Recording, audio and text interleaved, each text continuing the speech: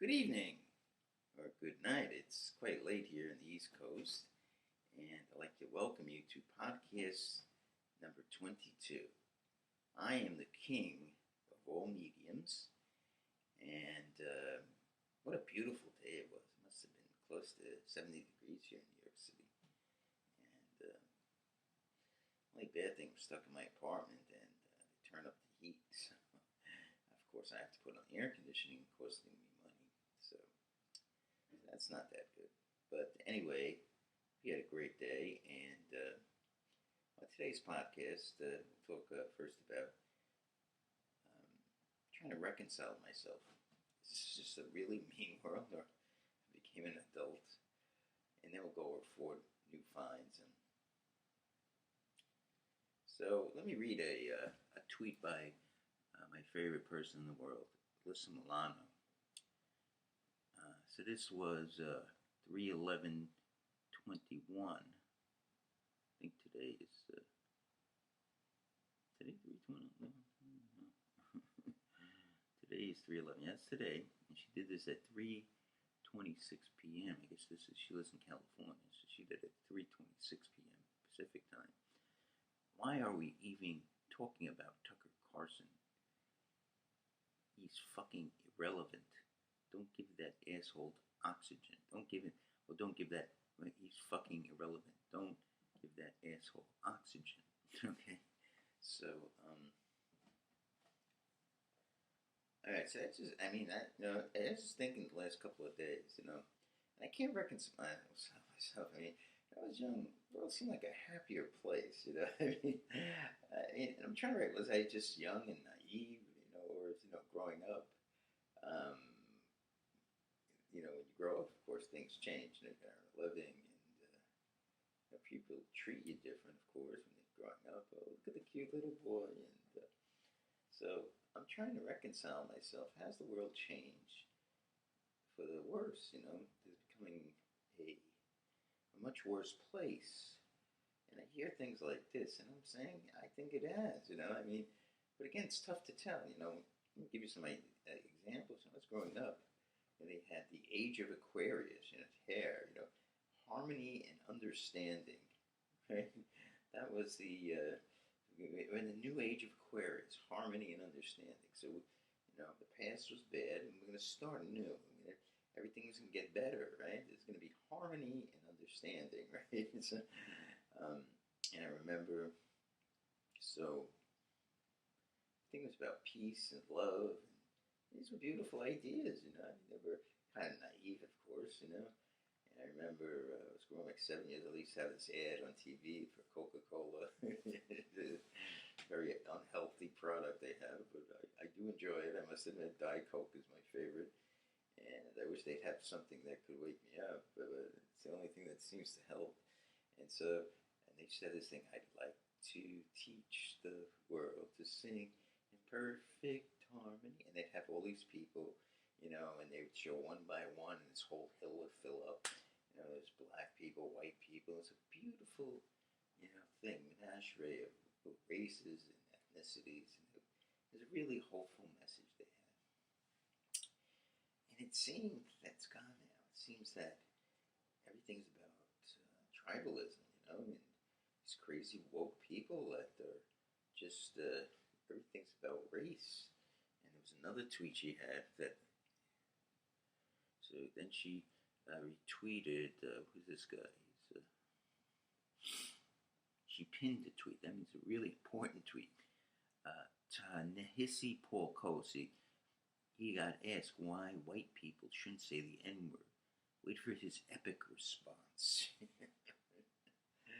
So this is very important. So the people in the world starving. There are wars going on. So it's very important. White people should not say the N-word. Okay?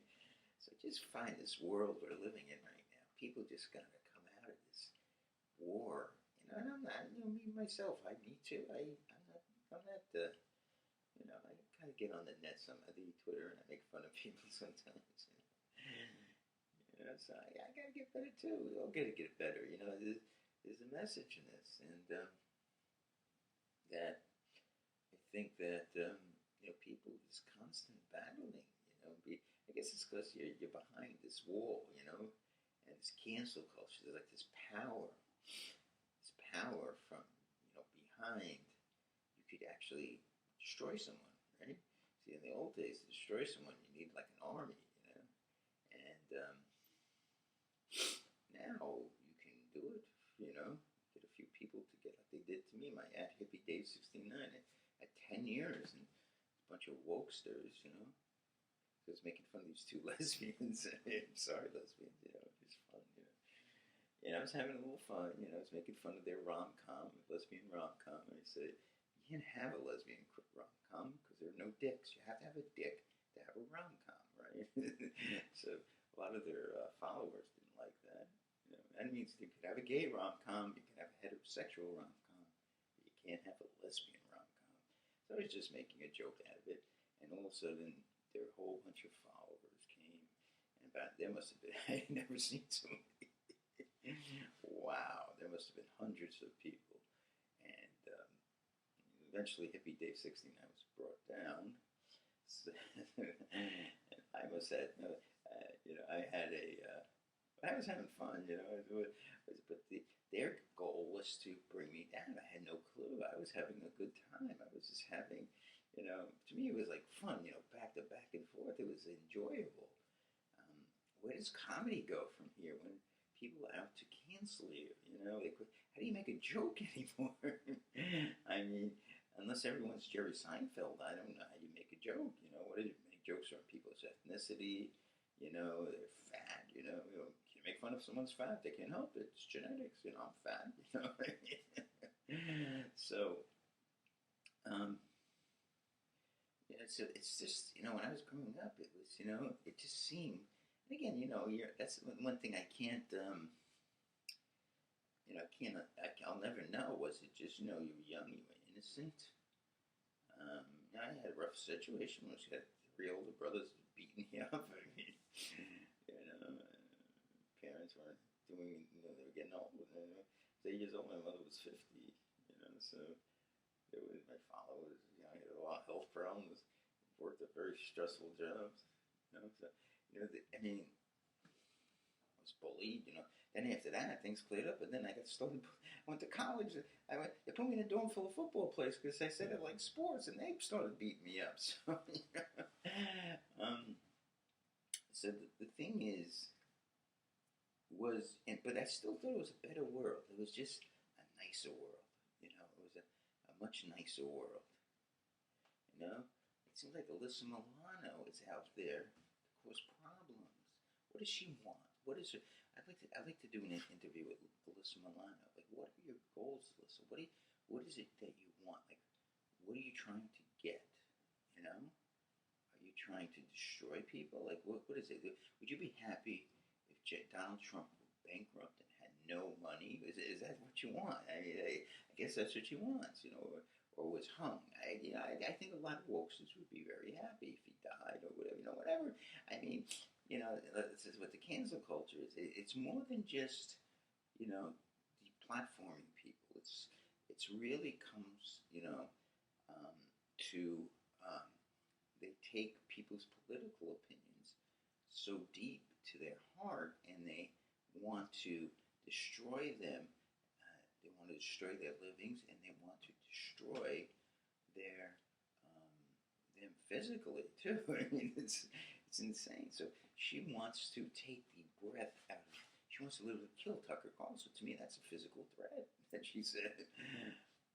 Right? I mean, like, to me, that's a physical threat. I mean, I see it that way. You know, why don't we letting this asshole breathe? You know, that's a physical threat. You know, so it just seems like it's such a meaner world. You know, it's growing up this hope. There was the vision that we could somehow solve all of these wars and, you know, feed everybody, make this a better place. You know, isn't that what we all want? You know, I want that. Don't you? Don't you want to make this world a better place? Isn't that what we want? I think one of the first starting points is, you know, get people off this religion drug. You know, I mean, it's you know, trying to convince people that, you know, there's morality without religion, and we can make a better world. You know, and so that's one part we can do. and bring back traditional values too. I think a lot of people think that the left, I think people that think if you're an atheist, you're woke. I'm not woke. I'm into traditional values. I'm into two parents, children, discipline for the children. It makes a nice society. I just don't get it. This transgender, this you're transphobic, you're a racist, you're a bigot. You think you're calling it names is going to change your opinion. And then we'll get you, we'll find you, we'll ruin you. then it comes to that. No, I'm a guy into traditional values. I believe in. I love the 50s. I love the 60s. Even the hippies I love because they try to change society, but in a positive way. Be yourself. A lot of the great, Bill Gates and Steve Jobs came out of that era, late '60s, early '70s, with ideas on how to improve society. But they came with that ethos of be yourself. Make your own way in the world. So, all right. So let's go to our finds today. So I got this baby for $2.99. It's a cassette. Again, great place. But I think, yeah. So a little announcement. Usually I have a podcast on Saturday. I'm probably not going to have it. I'm going to have it on Sunday. So this is a rare exception. I'm probably going to be going to Poughkeepsie with my friend, which is an hour and a half ride. It's supposed to be a good record place up there. It's kind of like heroin to me, the record place. It's better than this record, Needle and Groove Records. I highly recommend it. Very nice people, the two owners there. So it's if you get a chance, you can Valley Stream. Very good place. Okay, so the first thing, $2.99. Yeah, I like cassettes. They sound pretty good. They don't break often, and you keep them in their case. I really do enjoy them. They sound much better than you give them credit for. Especially if I have a pretty good cassette deck, the Onkyo. Okay, so this is Sweet Baby James, I do believe, his second thing. So James Taylor's probably best for a greatest hits collection. He has sold over a lot of albums. He's up there in the top 10, I do believe.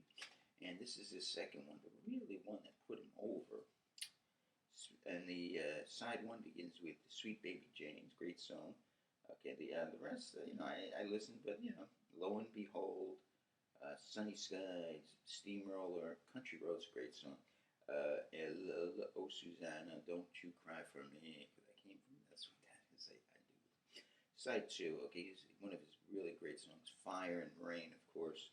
Blossom, Anywhere Like Heaven. Oh Baby, Don't You Lose Your Lip on Me, and Sweet for this interesting behind this Sweet for 20G. I forgot exactly, but it's like I think he had to write one more song to fill the album to get his 20 G's. Basically, he was homeless at the time, and it makes no sense how this guy could get homeless because he came from a wealthy, well-to-do family. Makes really no sense. How can a guy, figure he call his parents, we'll send you some money. Guy came from a well-to-do family, so he's he's living on Danny Korchmar's couch, a friend of his, and I forget the name of the producers. He'd take turns. He didn't want to be, the type of guy to stay a month, so he'd live a month here, a month there, at a friend's house, and then so basically what happened, I think he needed one more song, so he wrote a song called Sweet for 20G. Was the $20,000 he would get. Back at $20,000 today is about $100,000, maybe a little more. Back in 1970. So very interesting story behind that one. Great, a really nice album. I think I'm gonna get his first album too. I think that contains Carolina on My Mind. But yeah, I really enjoy cassettes. They're much better than you would think, and the vinyl's good too. The only one the mediums I'm not enjoying is the 8-track tapes because I'm having so many issues with them. So the reel-to-reels, of course, I love. What's not to love about reel-to-reels? Although I did talk about that tomorrow's podcast, I got a new reel-to-reel, which has turned out to be not so nice because the tape keeps on ripping, but we'll discuss that tomorrow. Okay, that's the first one. Let's go to the next item. Okay, so this, okay, so I got my Blu-ray player, and I said, well, what am I going to do? I got to get Blu-rays. This is, what is this called? This is, what is that, Hunter Thompson movie, Fear and Loathing in Las Vegas. Okay, so I remember this guy, I used to work with my sister in like a YMHA, which is like a Jewish YMCA. And he had this book, and I just read the back of it. It was fascinating. We had 100, all these drugs in a bottle. Like the opening scene, he talks about it. 100 Nebatol, 50 pieces of high bladder added acid, and all these drugs. And I knew, so I bought the book myself, and I lent it to a friend. Never got it back. I bought another copy. It was just so good. Then I read it twice, and the movie actually came out. They made a movie of it with Bill Murray called Where the Buffalo Roam. But I started watching it. Really wasn't good, and we got panned by the critics. So they eventually made one with Johnny Depp, and it was really good. And this is the one I got it on Blu-ray. So with Fear and Loathing in Las Vegas. So looking forward. Maybe I'll take a watch it this weekend. See if time permits. Okay. So I went to Needles and Pins, and I saw this, and I couldn't believe it. I said, what's going on? So I saw a 4 CD set of Otis Redding. And again, if you don't know Otis Redding's work, he's one of the great soul artists. Him and James Brown are probably, if you're into soul music, him and James Brown are probably the 2 biggest soul artists. So I said, $7.99. I took it up to the guy. I said, is this a mistake? He goes, well, whatever it says. Again, it's basically, there's 4 CDs. It's by Rhino Records, who's known for their repackaging deals. And the first 2 CDs are just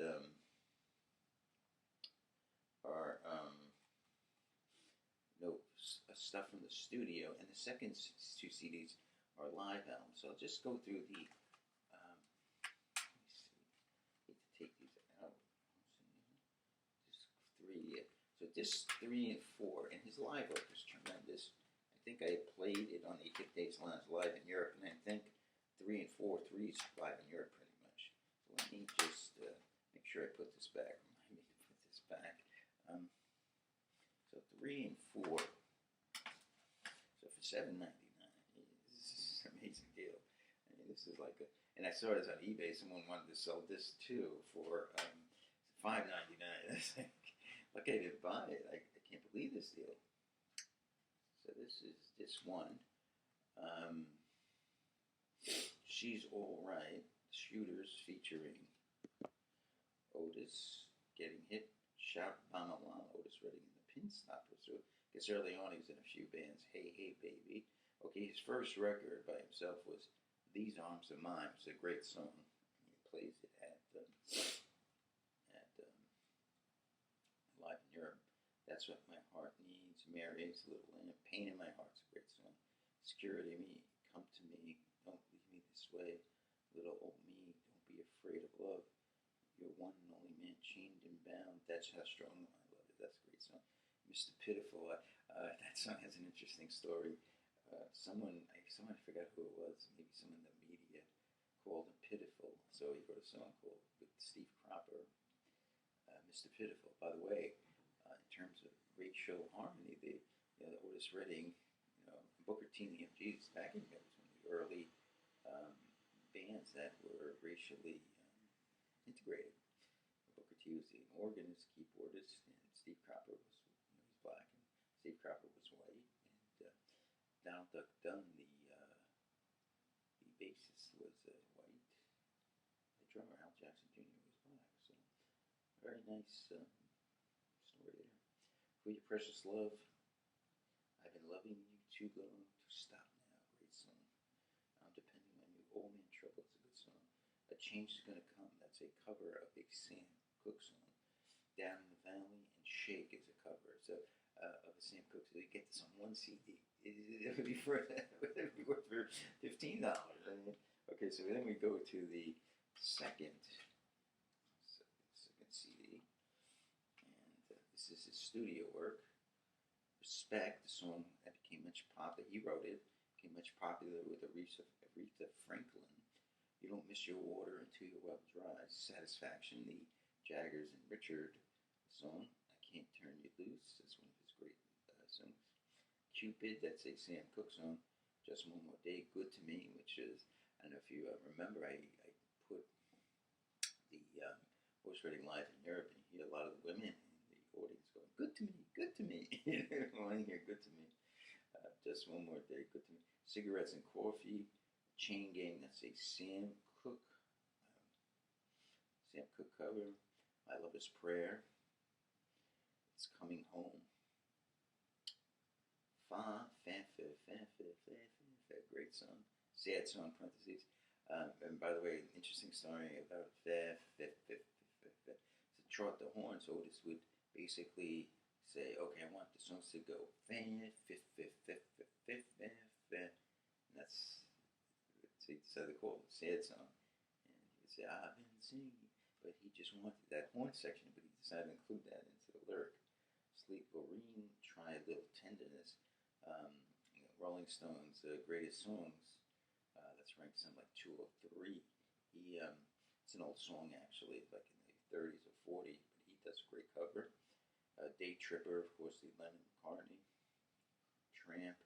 Okay, he did a series of songs with Carla, I forget her last name, Carla. Who I forget her name. Tramp, Knock on Wood, the Eddie Floyd song. Lovely Dovely, New Year's Resolution. You Left the Water Running, Trick or Treat, Merry Christmas, Baby. White Christmas. Things Go Better with Coke. Okay. A Man and a Woman. I never heard that one. I don't think that was cocaine, though. I think 3 and 4 are live, so I'm not going to go through those, but yeah, these are live. And I think one's live in Europe, and one is the another. I did 3. I missed John. What did I miss, John? I have something else, but alright. I have to do 5 next time. Oh yeah, I did 3, right? Because I did the cassette, Sweet Jane, Baby Chips. Okay, final thing of the day. So tonight I put on Deep Cuts, and the next album I feel is an album of Deep Cuts. It might have been a single or 2 released from it. And this is the debut album of a group called Homer Simpson's favorite group, Grand Funk Railroad, okay? And of course there's Don Brewer, the competent drumming of Don Brewer. There is the bong rattling bass of Mel Shacker, and there is the crazy lyrics of Mark Farner. Okay, and he of course also plays guitar, piano, and harmonica too. So he's multi-talented. And okay, so Grand Funk's an interesting. Grand Funk Railroad's of course always an interesting story. But you are unfamiliar, many of you are. They came right as the Beatles broke up, and then many people considered them the next big thing. Tremendous audience response. They played for free at the Texas International Pop Festival. It consisted of 2 members of Terry Knight and the Pack, who eventually became the Pack, and they joined up with Mel Shacker, who played briefly with Question Mark and the Mysterians, and they had a tremendous audience response because of their gut-wrenching heavy metal type music, early hard rock that many people had not experienced, and the critics got on them like never no group had ever been. And basically the situation was their popularity. They came from nowhere, and their popularity many critics felt was not justified, and became so popular they eventually sold out Shea Stadium on July 9th, 1971 in 72 hours, which was quicker than the Beatles. So now his first album, the debut album, is called On Time, and this album is a great album. It's no care what any critic says. This is just a great album, and I mean, again, there are certain, you listen to it, there are great songs. The whole thing's great songs. I mean, the problem is, of course, that they weren't produced well. That's the problem. They didn't have a great producer. They didn't have George Martin. They had Terry Knight. It was it was a Svengali guy, trying to make money. If they had George Martin, he would have produced a masterpiece. Mark Farner was a terrific songwriter. A lot of hooks, a lot of, and three guys that really, a lot of effort, a lot of, right, once the song, there's no wasted time. The beat's there, the bass is there, the rhythm, the guitar licks, everything's there. So there's nothing. One critic said, "There's nothing to think about." Right? That's a good song, right? So there's not. That's what I like in a song is you want to like something that you can immediately, get you right in. There's no gotta wait for something to happen. This happens immediately. Okay, so what's on this album? Like one hit, I would say, but starts off with "Are You Ready?" Okay, it's a great song. Anybody's Answer, I think, could have been a single if they. Anybody's Answer, if they cleaned it up, is the Time Machine. Okay, High on a Horse, which is an excellent song, and TNUC. If you turn it around, spell something interesting. Okay, that's side one. Side two, Into the Sun, is another great. I can't think of a bad song on this album. Heartbreaker, which is actually played at many of their shows to this day, and was a single. Call Yourself This Man is a great song. Can't Be Too Long. It's about Mark killing a man, and and ups and downs. I forget how ups and downs go. It's a pretty good song. It's not a bad song on this. So go to streaming, type in on Grand Funk Railroad on time. I guarantee you cannot not like this album. Again, one of the things everyone says amateurish, and that's one of the criticisms. But it's a great album. There's no question about it. It's whatever these critics put 2-star. Any critics rated a 2-star album, I don't get it. Yeah, it could have been produced better. If they got a decent producer like Todd Rundgren for this material, this would have been a great album. This would have been like a 5-star. Every song's good. There's not a bad song on this album. And the price was a nice price. Nice price. Remember that CBS used to have albums, Columbia Records. They used to have something called the Nice Price. Not bad. $7.99. You can't beat that. Okay, so thank you for joining my podcast number 22. It's a mean world out there. I don't know how it's going to get better. I mean, again, it's the disconnect. Is it just me getting older, but I think I've improved. I think I've got a better attitude. But there's just people that want to, instead of living their lives and being happy and trying to do something, end starvation, help the homeless, things like that. They want to, F. Lindsey Graham and Mitch McConnell and Tucker Carlson. He shouldn't be able to breathe. I mean, this is ridiculous. and it's trying to stop people from talking. Cancel culture. What has happened? Why people should be trying to be friendly with each other. And again, some of this me too. I'm into this stuff too. I'm thinking, how can I improve too? So I'm not, listen on and share. They're not the only people. I got to be better too. We all got to be better. So I think it's time people woke up and said, "Hey, wait, I'm wasting my life with this crap, this Twitter crap, and tweeting, against people." So, all right. So today was Thursday, March 11th, 2021. And I thank you for joining me. And so I have another podcast tomorrow on the site. We'll be hearing, as you voted, Michael Jackson, Thriller, 3 selections. And then Friday, we'll have an old vinyl weekend, some nice selections. So we'll have the San Francisco Band, and we'll have a great album from 1971. So take care, and we'll see you then.